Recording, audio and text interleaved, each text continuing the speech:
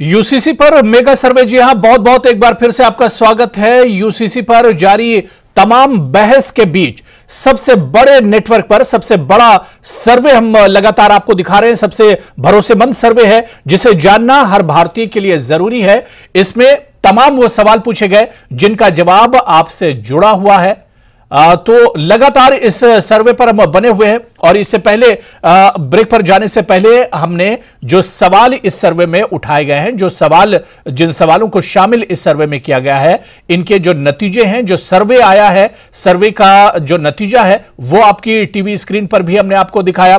तमाम सवालों का जो सर्वे है उसके जो नतीजे हैं वो हमने आपको दिखाए हैं। किस सवाल पर कितने लोगों की सहमति है या कितने लोगों की सहमति नहीं है, यह भी हमने आपको दिखाई। और इसके अलावा जिस तरह से हमने आपको बताया था कि यूसीसी के इस सर्वे में अलग अलग आयु वर्ग से सवाल पूछे गए थे और उन्हें 3 हिस्सों में कैटेगराइज किया गया है। 18 से 44 आयु वर्ग, और उससे यह सवाल पूछा गया था कि क्या सभी पुरुष और महिलाओं को संपत्ति में यानी विरासत से जुड़ा हुआ मामला था कि उत्तराधिकार का समान अधिकार होना चाहिए, यानी पुरुष और महिलाओं को बराबर बराबर उत्तराधिकार होना चाहिए, संपत्ति में विरासत मिलनी चाहिए, जिसमें 83.5% लोगों ने कहा था हां, जो सहमत थे। जो सहमत नहीं थे, जिन्होंने नहीं कहा, वो 10.5% और 6% लोग ऐसे थे जिन्होंने कहा कि इस बारे में नहीं पता है।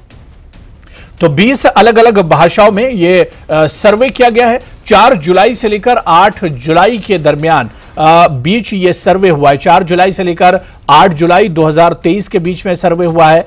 क्योंकि लगातार देश में यूसीसी की मांग उठ रही है, इसकी लॉ कमीशन ने इस पर लोगों की राय जानी है और इस बीच देश का मूड जानने के लिए यूसीसी पर, यूनिफॉर्म सिविल कोड पर देश का मूड क्या है, लोगों की राय क्या है, देश की महिलाओं की राय क्या है, मुस्लिम महिलाओं की राय क्या है, इसे जानने के लिए जो सवाल किए उठाए गए और इसे बाकायदा एक सर्वे कराया गया नेटवर्क 18 की तरफ से। और इस सर्वे का जो नतीजा है वो आपके टीवी स्क्रीन पर है। और इस सर्वे पर हमने देश से रिएक्शन जानने की भी कोशिश की है। अलग अलग स्टेट के जो इंटेलेक्चुअल्स हैं, जो सीनियर जर्नलिस्ट हैं, या इसके अलावा जो जानी मानी पर्सनालिटीज हैं, उनका रिएक्शन भी जानने की कोशिश की है। तो मेगा यूसीसी सर्वे पर अब लोगों की राय भी जानने की लगातार हम कोशिश कर रहे हैं और इसमें जो सर्वे आया है, जो नतीजे आए हैं, इस पर भी हम चर्चा करेंगे। बहुत खास मेहमान मेरे साथ इस वक्त जुड़ रहे हैं। बहुत जल्दी अपने मेहमानों का आपसे इंट्रोडक्शन भी करा देता हूं। मेरे साथ बहुत जाने माने चेहरा इस वक्त टीवी स्क्रीन पर है। ताहिरा हसन जी हैं, सोशल एक्टिविस्ट हैं और महिलाओं के लिए बहुत काम आप करती रही हैं। ताहिरा हसन जी, बहुत स्वागत है जेकेएलएच प्राइम टाइम में। और आपको बता दें कि नेटवर्क 18 ने यूसीसी पर अभी तक का सबसे बड़ा सर्वे कराया और उसके नतीजे आए हैं, उसी पर हम चर्चा करेंगे। मेरे साथ एक और बहुत खास मेहमान, कानून की जानकार फराह फैज हैं, जो कि सीनियर लॉयर हैं सुप्रीम कोर्ट की, वो भी मेरे साथ जुड़ी हुई हैं। फराह फैज जी, आपका भी बहुत स्वागत है जेकेएलएच न्यूज 18 में। और कुछ और खास मेहमान हमारे साथ इस चर्चा में जुड़ेंगे। और हमारे साथ film actress miss India Sahila Chadha भी इस वक्त हमारे साथ चर्चा में जुड़ चुके हैं। साहिला चड्ढा जी, आपका भी बहुत स्वागत है जेकेएलएच न्यूज 18 में। और हमारे साथ कुछ पॉलिटिशियंस भी इसमें जुड़ेंगे, कुछ पार्टियों के लीडर और स्पोक्स पर्सन भी इस चर्चा में जुड़ेंगे। इस चर्चा को हम आगे बढ़ाते हैं और पहला सवाल मैं ताहिरा हसन जी, बहुत दिनों के बाद आपसे चर्चा हो रही है क्योंकि देश में इन दिनों यूसीसी की मांग उठ रही है, एक बहस इस पर छिड़ी हुई है और इस बीच देश के सबसे बड़े नेटवर्क न्यूज 18 ने यूसीसी पर सर्वे कराया है और लोगों की राय जानने की कोशिश की है। ताहिरा जी, कई सवाल इसमें शामिल किए गए थे। जैसे जैसे डिबेट और चर्चा हमारी आगे बढ़ेगी उन सवालों पर भी हम चर्चा करेंगे, लेकिन यूसीसी पर देश का मूड जानने की कोशिश की है नेटवर्क 18 ने।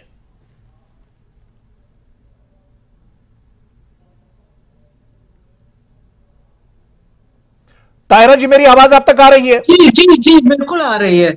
देखिए, यूसीसी, पहली बात तो ये है कि एक ये लोगों के दिमाग में गलत ख्याल है कि यूसीसी सिर्फ मुस्लिम्स के लिए है। जी। इसलिए मैं बार बार कहती हूँ कि मुसलमानों को बहुत ज्यादा इस पे परेशान नहीं होना चाहिए, क्योंकि यूसीसी है जो इम्प्लीमेंट करना जो है इतना आसान नहीं है। भले ही आपके सर्वे में बहुत लोग हाँ कह रहे हैं, बिल्कुल औरतों के लिए उनके हुकूक मिलना चाहिए, जेंडर जस्टिस की तरफ ही एक रास्ता है, ये डॉक्टर भीमराव अंबेडकर ने भी कहा था। लेकिन कॉन्स्टिट्यूशन इसको इसमें इसका इसका इसके लिए कहा गया है, ये है निहित है UCC.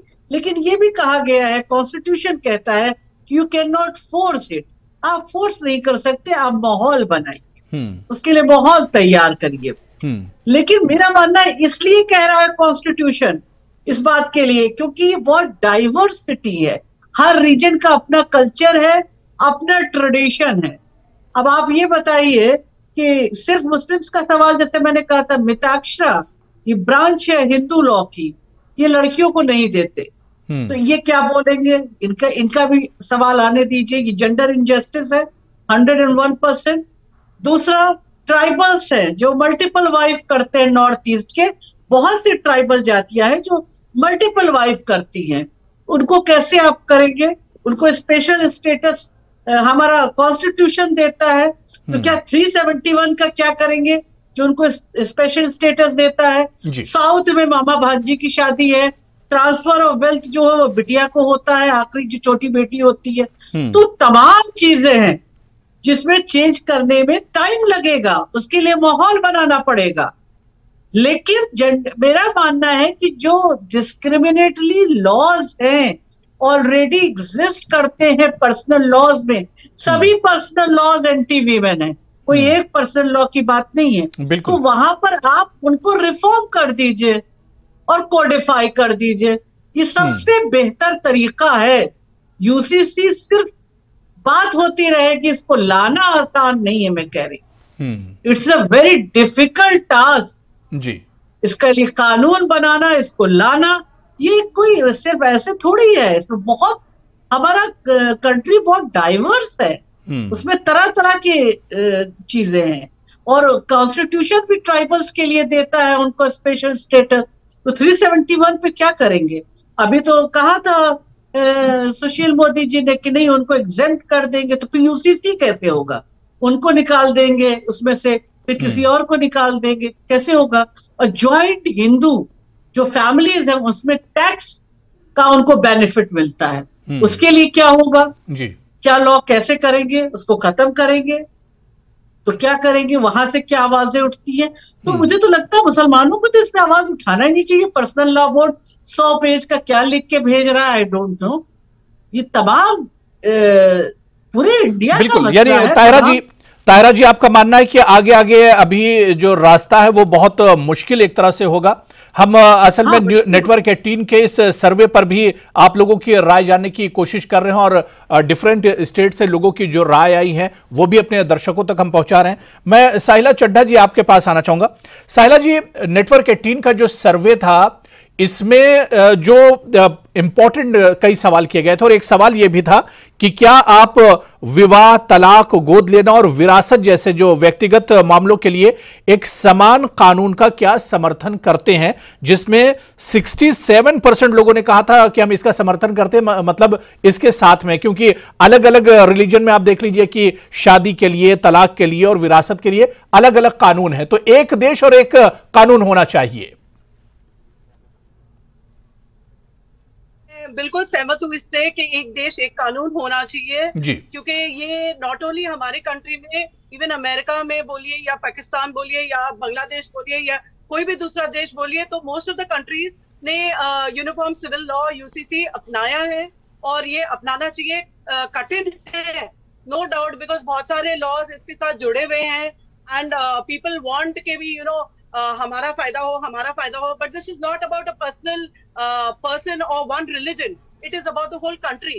So if you are talking about the whole country and the benefit and the जो बोलते हैं फायदा of the whole country, तो जब पूरे हिंदुस्तान या पूरे इंडिया की बात हो रही है तो इसमें जरूरी है कि uniform civil code and civil law should be applied on it. So it is very important and I feel that it is been there in the constitution also. Time लगेगा ठीक है, लेकिन शुरुआत होना जरूरी है. एंड लोगों को ये अवेयरनेस होना जरूरी है कि it is not going to affect, it's going to better the lives of people. तो ये जरूर करना चाहिए. और मेरे हिसाब से कितने सारे केसेस हुए 1985 में, 1995 में, 2019 में. बहुत सारे लॉज ऐसे सुप्रीम कोर्ट ने भी बोला है कि संसद को कंसिडर करना चाहिए और ये लॉ लाना चाहिए और ये कोर्ट को एक्टिवेट करना चाहिए. तो मुझे लगता है कि half the world is already doing it. And हमारे हिंदुस्तान में गोवा में ऑलरेडी यूसीसी अप्लाई हो चुका है काफी सालों से. तो I don't understand why not the rest of the country. मैं तो यूनिफॉर्म ताहिरा जी आ रहा हूँ. ताहिरा जी आपके पास आ रहा हूँ जी. और होना भी चाहिए. जी बिल्कुल. हम इसमें साहिला चड्ढा जी, मैं दोबारा से आपके पास आऊंगा. कुछ मेहमान मेरे साथ और जुड़ गए, उनका इंट्रोडक्शन भी करा देता हूं. मेरे साथ एडवोकेट सलीम पर्रे जो कि ऑफिशियल स्पोक्स पर्सन है डीपीएपी से, हमारे साथ जुड़े हुए हैं. अजय भारती जी भी हमारे साथ जुड़ गए हैं जो एक्स एमएलसी हैं, बीजेपी के स्पोक्स पर्सन है जम्मू कश्मीर से, वो भी हमारे साथ चर्चा में जुड़ चुके हैं. अजय भारती जी और एडवोकेट सलीम पर्रा जी, दोनों का स्वागत है जेकेएलएच न्यूज 18 में. और भारत का जो मेगा सर्वे है यूसीसी पर, इस पर लगातार हम चर्चा कर रहे हैं. साहिला चड्ढा जी, आपने कहा कि इसे आना चाहिए और इसमें अब देरी नहीं होनी चाहिए. साहिला जी, आपको भी याद होगा क्योंकि बचपन से यूसीसी के बारे में हम सुनते आ रहे हैं, यूनिफॉर्म सिविल कोड के बारे में, कि एक देश एक कानून होना चाहिए. लेकिन इतने सालों से सिर्फ इस पर चर्चा ही हो रही है, इसका इंप्लीमेंट नहीं हुआ या इसे लागू नहीं किया जा सका है. साहिला जी, नॉट उनको शायद ये पता नहीं है कि उनके फायदे का है, या तो वो जबरदस्ती अड़चन लाना चाह रहे हैं या क्या है. I don't understand the problem. क्योंकि अगर ये सबके बेनिफिट का है, अगर ये औरतों के लिए भी बेनिफिशियल है एंड मर्दों के लिए भी आसान हो जाएगा इससे आने से कि भी लफड़े और डिवोर्सेस और प्रॉपर्टी प्रॉब्लम्स एंड लॉज और ये सब हट जाएगा. It will be a uniform civil code. So it will definitely help and it is definitely better.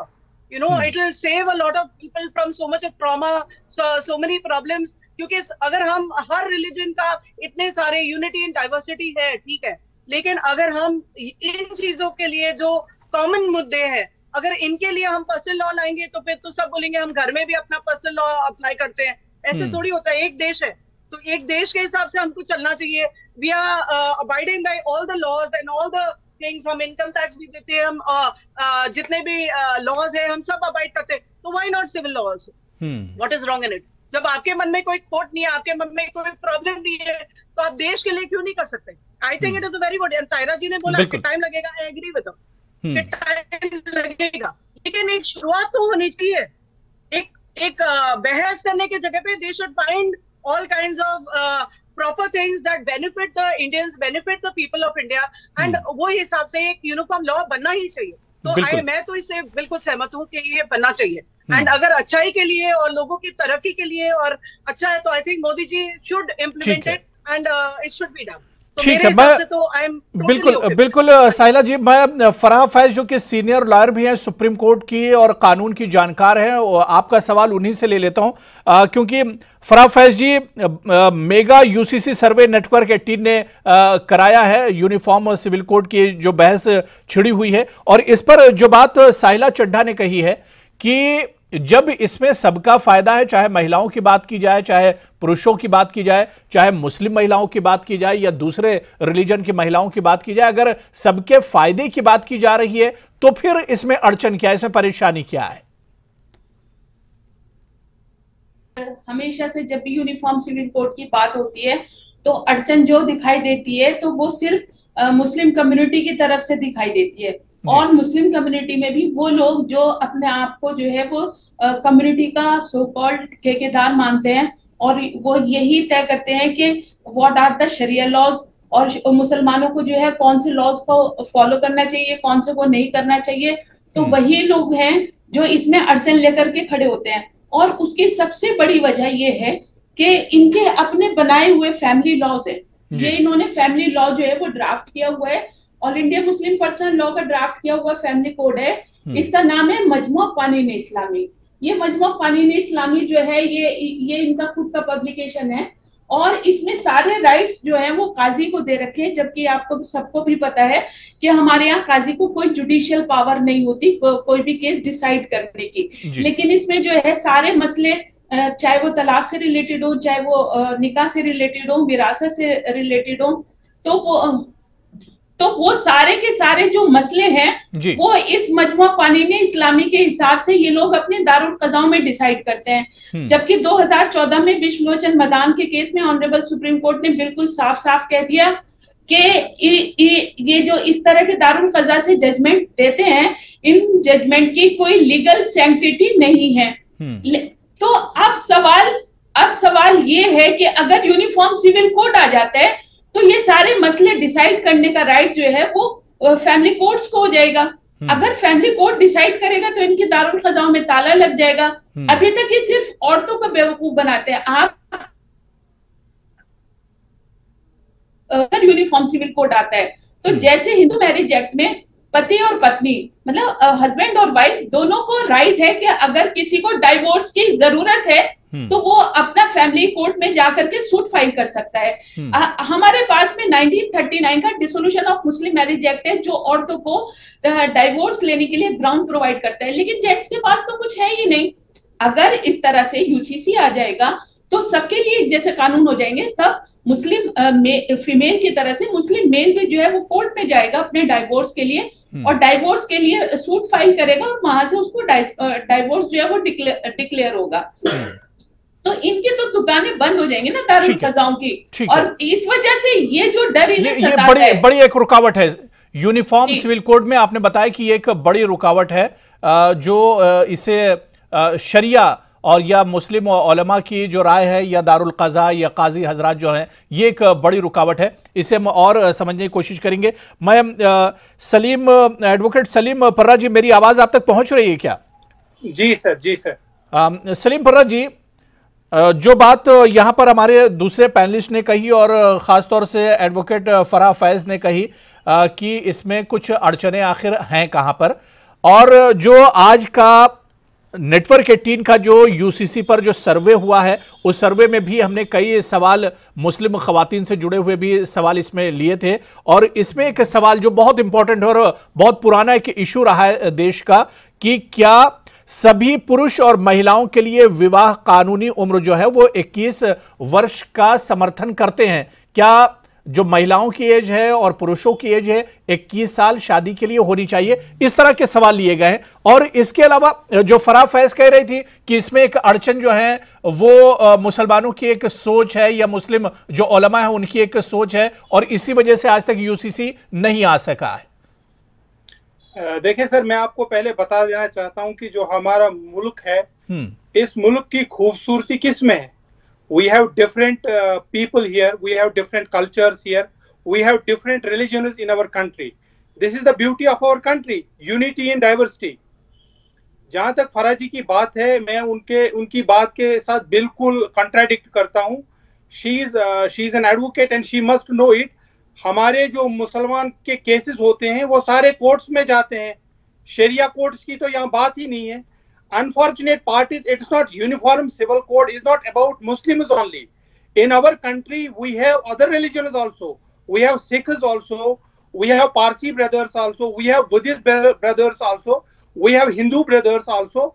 So the beauty of this country is that from the day one till date we are united in our country. Now the people नहीं तो जब सलीम पर्रा जी आप कानून के जानकार भी हैं, आप कानून के जानकार भी हैं, और जो सर्वे का जो सवाल हमने आपसे पूछा है कि क्या शादी की जो उम्र है वो 21 साल होनी चाहिए महिलाओं की भी और पुरुषों की भी, और इस पर जो सर्वे आया है, जो नतीजा आया सर्वे का, उसमें 79% लोगों ने कहा है कि यस महिलाओं की और पुरुषों की एज शादी के लिए 21 साल होनी चाहिए। फिर इसमें अड़चन क्या है, इसमें परेशानी क्या है? देखिए इसमें भी दूसरा सवाल एक, the late marriages are responsible. जितने भी हमारे सोसाइटी में एवल्स है ना, it's only because of late marriage. Once अगर आप चाहते हैं कि आप गुनाहों को रोकें, it's not about Muslims only, it's about Hindu brothers also, it's about Sikh brothers also.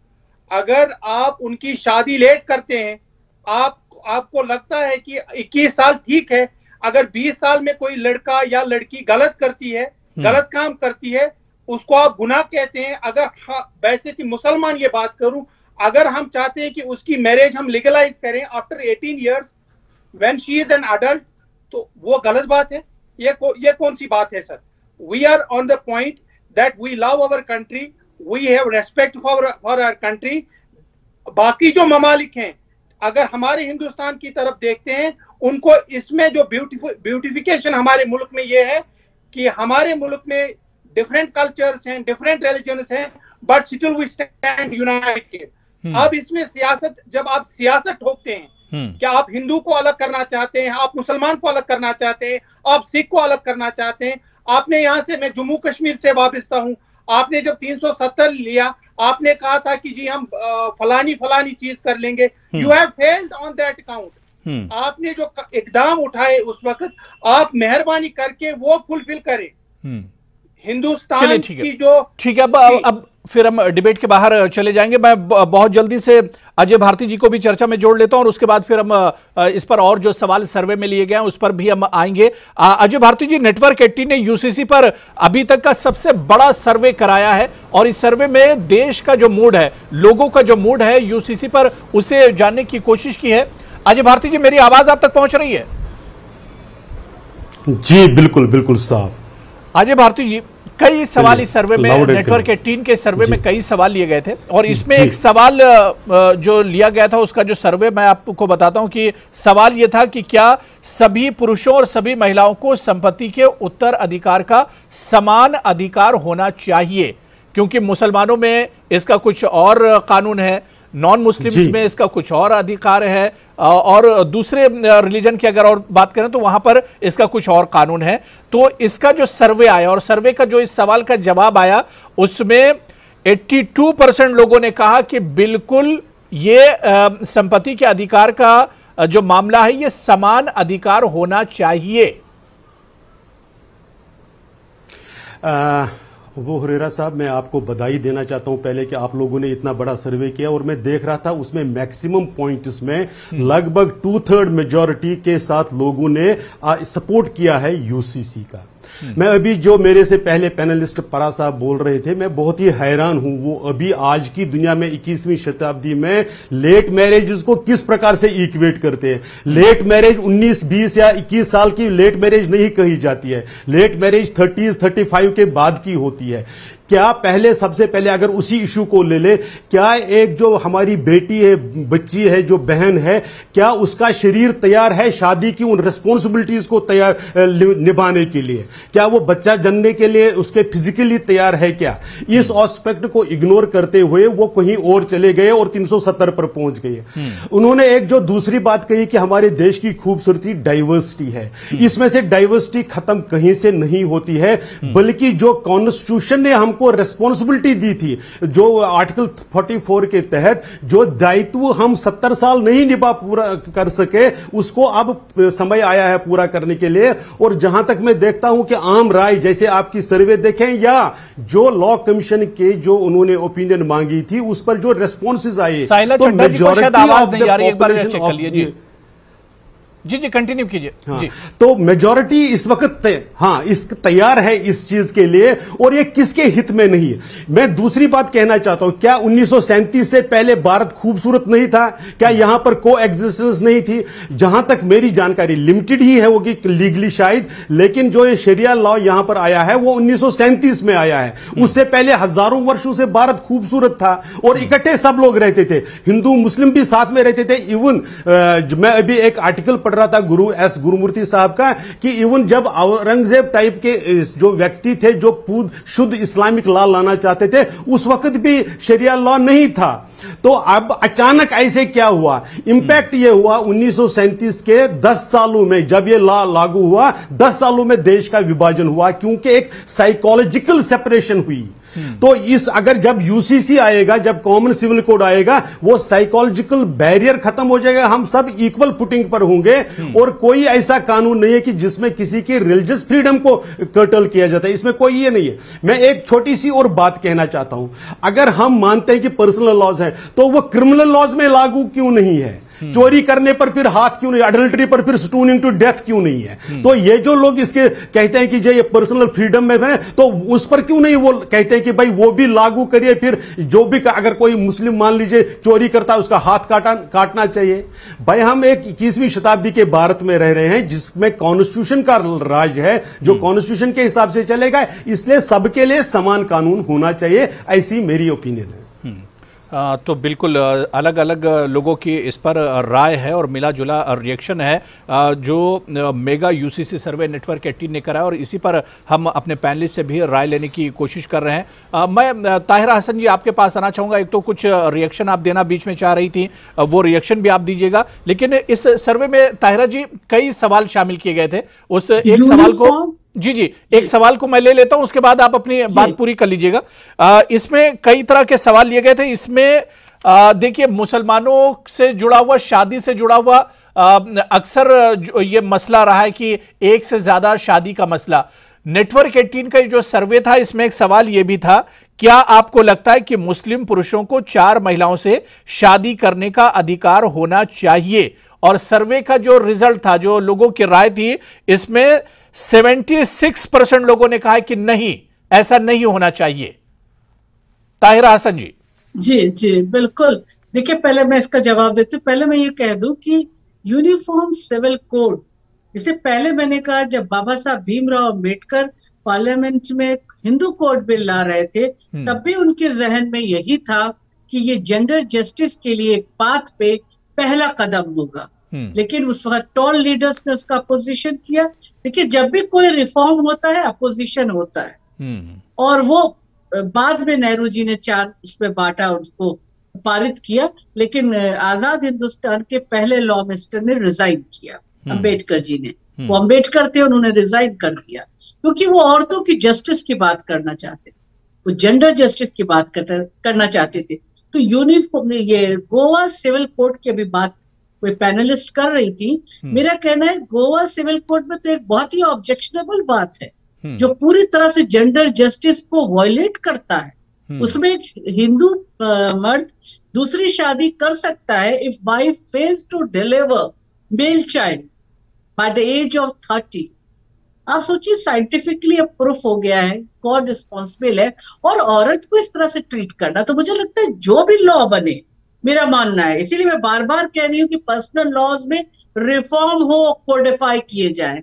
कोई भी डिस्क्रिमिनेटरी लॉ हो तो उसको रिफॉर्म कीजिए, क्योंकि ये आप ला रहे हैं मेन चीज जो उसमें बैक ऑफ द माइंड है कि औरतों को जस्टिस मिले, जेंडर जस्टिस की बात है। तो इसी तरह से 4 पत्नियां की बात जो है मुस्लिम्स में जो दिया है, ये नेशनल हेल्थ सर्वे का भी आया है, बहुत कम है जिन्होंने 4 किया है, पॉलीगेमी किया है। लेकिन अगर एक ने भी किया है तो गलत है।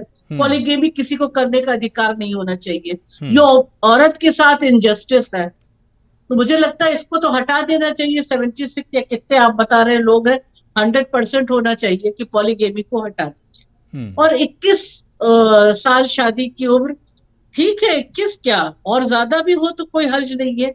बच्चियां पढ़ेंगी, अपने पैरों पे खड़ी होंगी, डॉक्टर बनेंगी, इंजीनियर बनेंगी, साइंटिस्ट बनेंगी, भाई सिविल सर्विसेज में ट्राई करेंगी, उसके लिए एग्जाम्स देंगी, तो पढ़ेंगी। क्योंकि बच्चियों को अगर आप पहले शादी कर देते हैं तो उनका बचपन छिन जाता है। और दूसरी बात, बॉडी बायोलॉजिकल तैयार नहीं है प्रेगनेंसी के लिए। उसके बाद वो मेल न्यूट्रिशन का शिकार होते हैं, जो बच्चे होते हैं मेल नरिश्ड होते हैं, और मदर मोर्टेलिटी रेट बहुत बढ़ता है। तो मुझे लगता है कि औरतों को एक ह्यूमन बीइंग की तरह ट्रीट करने की बात होना चाहिए।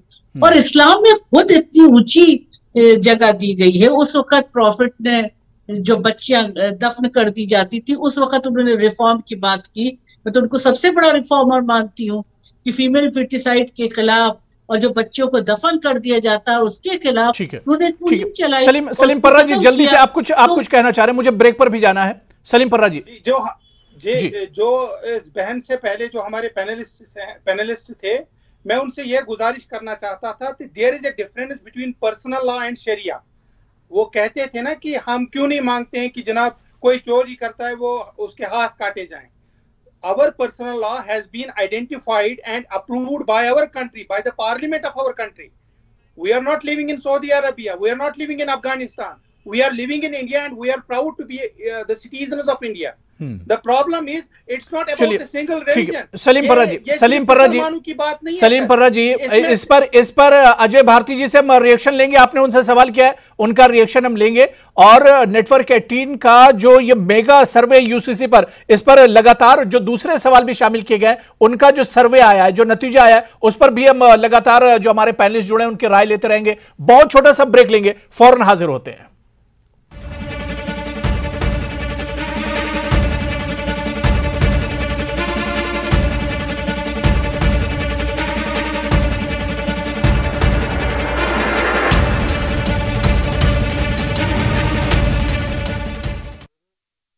Channels 50.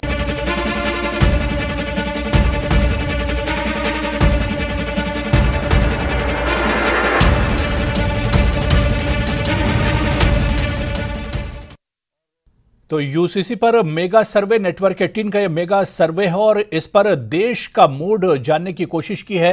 सर्वे हमने अपने दर्शकों को दिखाया और सर्वे का जो नतीजा था वो भी हमने अपने दर्शकों को दिखाया। और इस पर अब अलग अलग लोगों से, जो सीनियर जर्नलिस्ट हैं, इंटेलेक्चुअल्स हैं और सोशल एक्टिविस्ट हैं, उनसे उनकी राय लेने की हम कोशिश कर रहे हैं। और इस पर बहुत से लोगों का रिएक्शन भी पहले आया है, क्योंकि यूसीसी पर जो एक बहस छिड़ी है, यूसीसी की जो मांग उठ रही है, इस पर सबसे पहले नेटवर्क 18 ने इतना बड़ा और मेगा सर्वे किया है। इसी पर लगातार हम चर्चा कर रहे हैं। बहुत खास मेहमान मेरे साथ जुड़े हुए हैं। मैं ब्रेक के बाद अजय भारती जी आपके पास ही आना चाहूंगा, क्योंकि एडवोकेट सलीम पर्रा जी ने सवाल भी उठाया था और आपसे उन्होंने शरिया और यूसीसी को लेकर सवाल किया था। इस सवाल का आप जवाब दीजिएगा, रिएक्शन दीजिएगा। लेकिन नेटवर्क 18 का जो आज का सर्वे था, इस सर्वे में कई सवाल शामिल किए गए थे, लगातार हम अपने दर्शकों को बता रहे हैं। और इस सर्वे का जो एक सवाल है, वो सवाल भी हम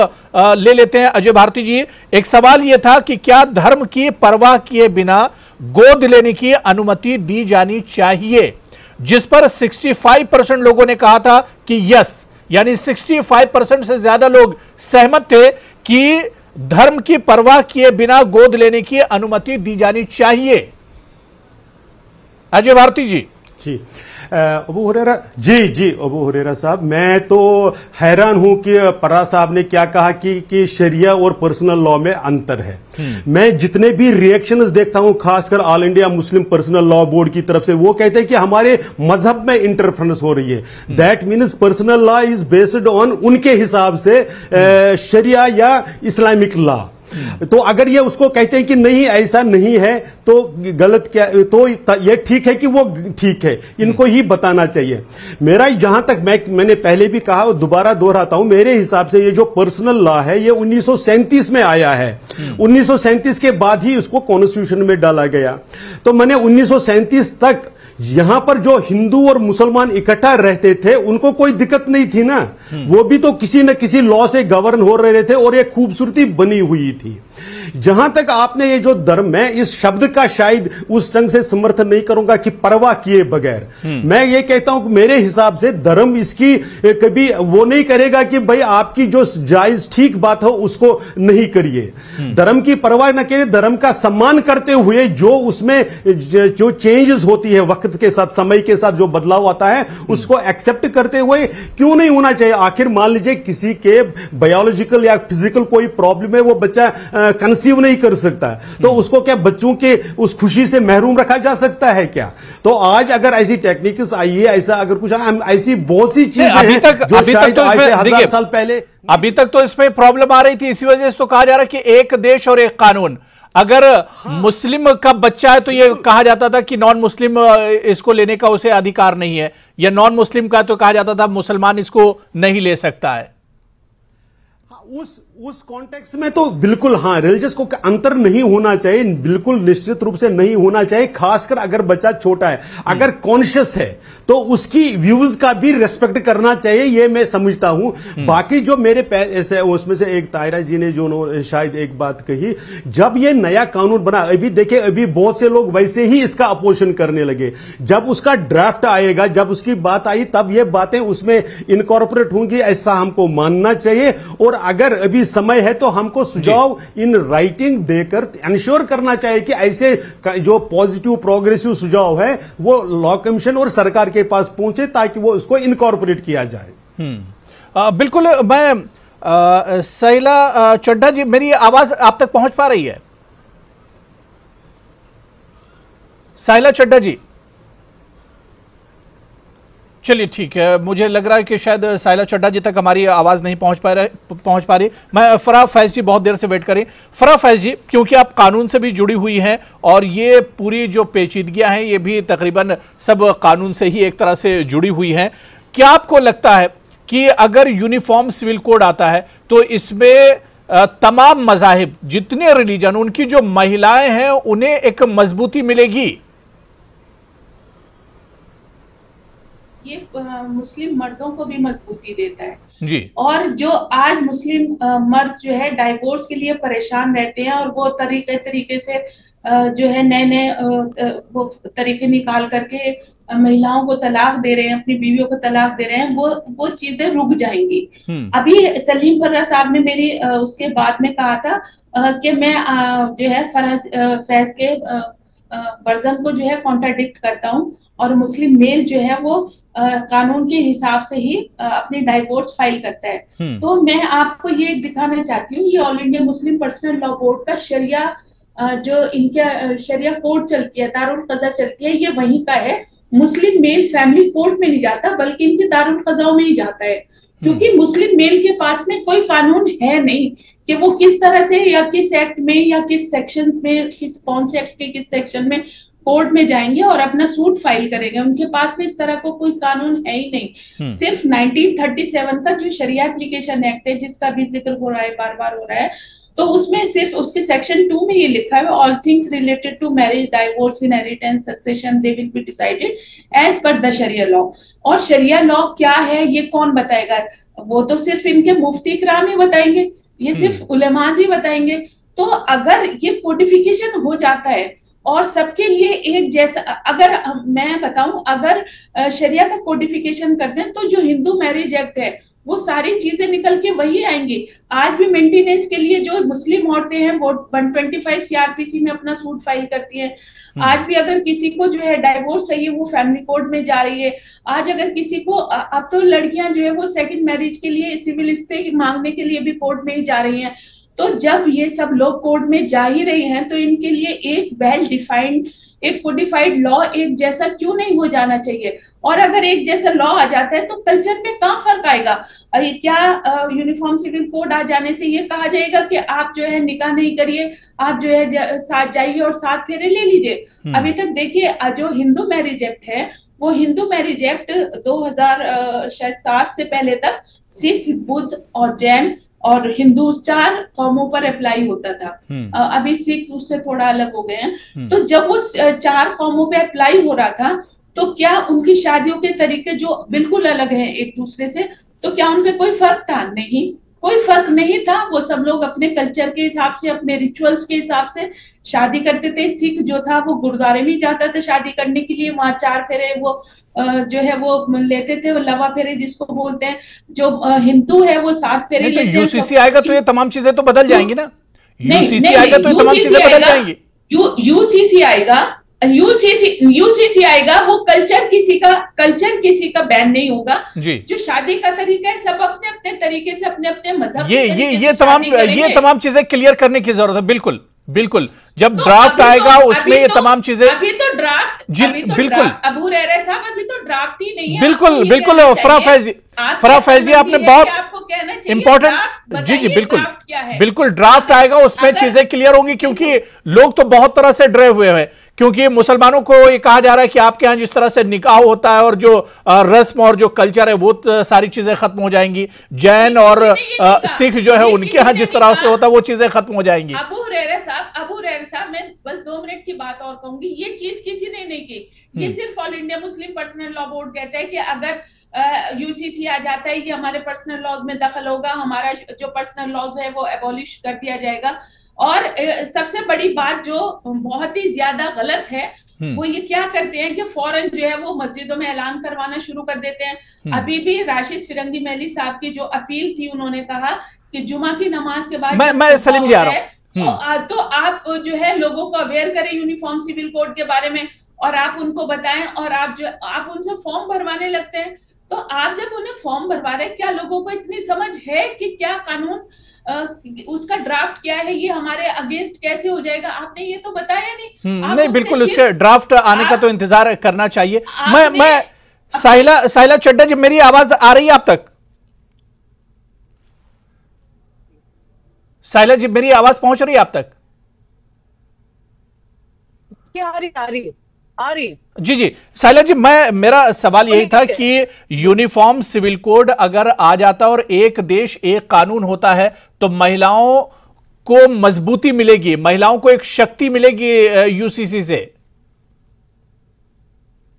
राइट, ये तो 100% शक्ति मिलेगी। मैं तो कह रही हूँ, मैं यही तो समझा रही हूँ, मैं पहली बार में यही बोला कि महिलाओं को भी शक्ति मिलेगी और आदमी लोग को भी रिलीफ और शक्ति मिलेगी, उनको भी। क्योंकि आप जिस मजहब से आप शादी करना चाहते हैं, भले आप हिंदू के हिसाब से कीजिए, आप क्रिश्चियन के हिसाब से कीजिए, आप मुस्लिम के हिसाब से कीजिए, उसमें कोई चेंजेस नहीं होगा। इट इज ओनली व्हेन जहां डिस्प्यूट्स होंगे, जहां प्रॉब्लम्स आएंगे, भले वो मैरिज का है, भले वो प्रॉपर्टी का है, भले वो अडॉप्शन का है, भले वो दूसरी चीजों का है, वहां पे एक यूनिफॉर्म लॉ होगा जिसमें जो सच्चाई है वो ही हिसाब से होगा। ये नहीं कि फेवर होगा कि यहाँ होगा और उनके हिसाब से होगा और ये होगा। पर्सनल लॉज जो बने हुए हैं चीजों के लिए, तो मुद्दे आसानी से सॉल्व हो जाएंगे। इसीलिए we need a uniform civil code because of that reason. और ये जब एक्चुअली एक्टिवेट होगा तो बहुत सारी चीजें जो अच्छी चीजें हैं फॉर द इंडियंस वो सामने आएगा। It is not about any mazhab, it's not about any religion. It is about having a uniformity of, मतलब एक स्टाइल टू लिव। अब स्टैंडर्ड ऑफ लिविंग आपका और बेटर हो जाएगा। हमारे पास पहले डायल फोन्स होते थे, उसके बाद अभी हमने अडेप्ट किया and we have mobile phones now. तो ये फर्क हमने एडजस्ट किया, हमने अडेप्ट किया। तो लोगों को वैसे ही हमें भी अडेप्ट करना चाहिए, बिकॉज ये नॉट ओनली विमेन को ऑफकोर्स बेनिफिट होगा जहाँ ये पर्सनल लॉज है और ये सब होगा, बट मर्दों के लिए भी अच्छा है। जैसे बाकी पार्टिसिपेंट्स एडवोकेट सलीम परा जी, जिस तरह से यहाँ पर कई पैनलिस्ट ने बार ये बात कही है, जो बात साहिला चड्ढा जी ने भी कही कि सबके लिए महिलाओं को मजबूती मिलेगी और पुरुषों को भी, मर्दों को भी उससे एक तरह से मजबूती मिलेगी। तो इसमें फिर नुकसान क्या है, यूसीसी में परेशानी क्या है? अबू हुरैरा जी, एक जो आपने भी नोटिस की होगी, मैं ये क्लियर करना चाहता हूँ, जितने भी हमारे पैनलिस्ट्स हैं, they are talking about only Islam. मैं ये कहता हूँ नहीं, अगर रिफॉर्म होता है तो इसमें परेशानी क्या है? रिफॉर्म अगर होता है, मेरी बात सुने ना जनाब, मेरी बात सुने ना, मैं इनकी ही बात आपके सामने रखूंगा। यहाँ पर सिर्फ मुसलमान नहीं रहते हैं, यहाँ पर सिख भाई भी रहते हैं, यहाँ पर पारसी भाई भी रहते हैं, यहाँ पे बुद्धिस्ट भाई भी रहते हैं। अभी शैला जी ने एक बहुत अच्छी बात की, it's about standard of living. And believe me, हम साउथ इंडिया और नॉर्थ इंडिया की बात नहीं करेंगे। हम अगर नॉर्थ इंडिया की बात करेंगे, जो दिल्ली में स्टैंडर्ड ऑफ लिविंग है, it is not in Jammu. जो हमारा स्टैंडर्ड ऑफ लिविंग जम्मू में है वो कश्मीर में नहीं है। जो आपका गोवा में स्टैंडर्ड ऑफ लिविंग है वो बम्बई में नहीं है, मुंबई में नहीं है, महाराष्ट्र में नहीं है। So it changes, it's the human nature. मसला यह है कि when we talk about uniform civil code, तो यूसीसी आएगा, तमाम चीजें यूसीसी आने के बाद यही तो बड़ा बदलाव होगा यूसीसी से। जिस यकसानियत की आप बात कर रहे हैं, यूनिफॉर्मिटी की आप बात कर रहे हैं, यही तो बदलाव आएगा इससे। गोवा में जो आप खाना खाते हैं, क्या वो आप दिल्ली जिस तरह से लोग कश्मीर में रहते हैं उसी तरह से लोग जम्मू में रहने लगेंगे। जो कानून गोवा के लोगों के वही कानून महाराष्ट्र और मुंबई के लोगों के होंगे। यही बात तो यूसीसी में की जा रही है। हमारे हिंदुस्तान में इंडियन कॉन्स्टिट्यूशन, हमारा जो आईन है वो सबसे बड़ी, और as for the citizens of the country are concerned, this is the holy book for the citizens of country. Right to culture is our fundamental right. And अगर यूसीसी लाया जाता है, it's not about Muslims only, it's about all the religions, I say it's about Hindus also. अभी कानून आया नहीं है। आप अभी कह रहे थे कि आप कयास आराई कर रहे हो कि इसमें ये होगा, इसमें वो होगा। अगर कानून अभी आया नहीं है, then how can you pursue that it can bring such reforms. इसको लाने से पहले हमारी गुजारिश ये रहेगी कि हिंदुस्तान जिसके लिए माना जाता है, बाकी ममालिक यहाँ पर। चलिए अजय भारती जी जवाब दे रहे हैं, उसके बाद मैं ताहिरा जी मैं आ रहा हूं।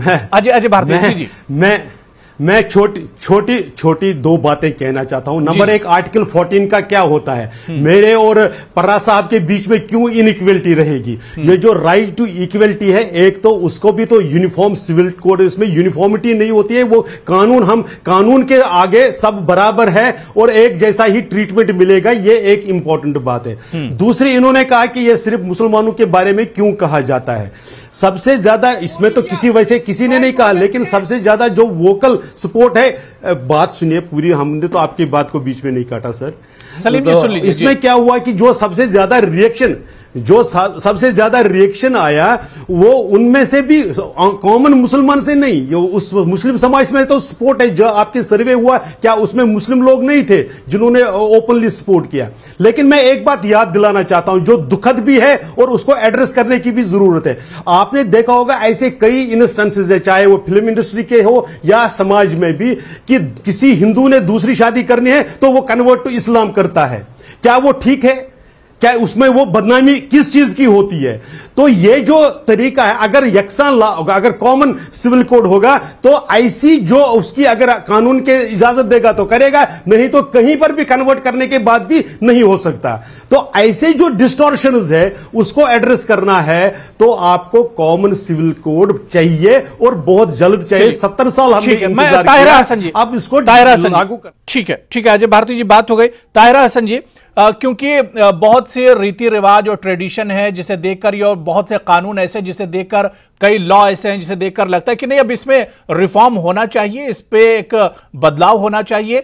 और देश का जो मूड है, नेटवर्क 18 के सर्वे के बाद देश का जो मूड सामने आया वो भी यही बता रहा है कि इसमें बदलाव की जरूरत है, अब रिफॉर्म की जरूरत है। जो पुरानी चीजें हैं, जो पुराने ट्रेडिशंस हैं, उसमें भी एक बड़े बदलाव की जरूरत महसूस की जा रही है। तो देखिए, मैंने शुरू में ही कहा बहुरारा जी कि रिफॉर्म की जरूरत है, और मैंने वो एग्जाम्पल भी दिया कि आजादी के बाद जब बाबा साहब भीमराव अंबेडकर ने हिंदू कोड बिल पेश किया था पार्लियामेंट में, तो किस तरह से उसका विरोध हुआ था। फिर हर की चीजें आई ना रिफॉर्म के। सती प्रथा को बंद किया गया। सती प्रथा भी एक कहते थे हिस्सा है हिंदू समाज का, लेकिन उसको बंद किया गया। चाइल्ड मैरिज पे बैन लगा। ऐसे बहुत से कानून आए। अजय भारती जी कुछ कह रहे हैं। जी अजय भारती जी कुछ कह रहे हैं। उनको खत्म किया गया। सती प्रथा हिंदू रिलीजन या हिंदू धर्म के हिस्सा नहीं है।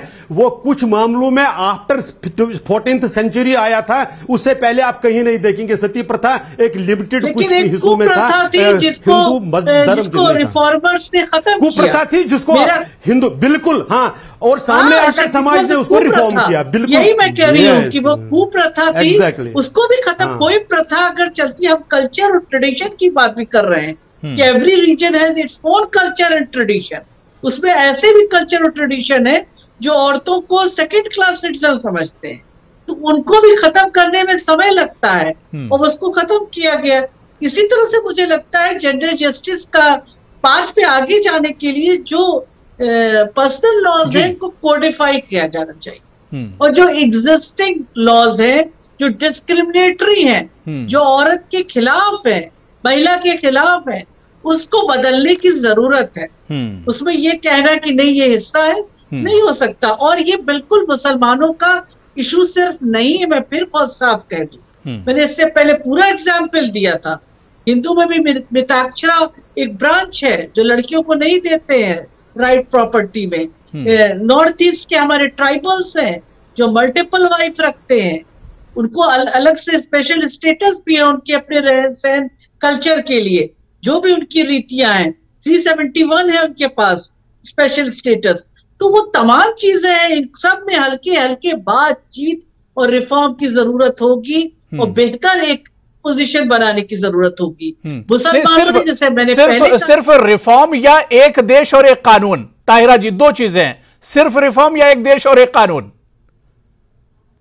नहीं, मुझे लगता है रिफॉर्म करें, कोडिफाई करें पर्सनल लॉज वगैरह को, ये ज्यादा बेहतर होगा। यूसीसी आने में टाइम लगेगा। ये बहुत कोई से कह रही हूँ। साइला चड्ढा जी आप कुछ कह रही हैं? साइला चड्ढा जी कुछ आप कुछ कह रही हैं? मैं कह रही हूँ एक देश एक कानून होना बहुत जरूरी है। मजहब की बात नहीं है, कुछ नहीं है। We are all Indians and we have to abide by the Indian law. तो ये संसद को लागू करना चाहिए।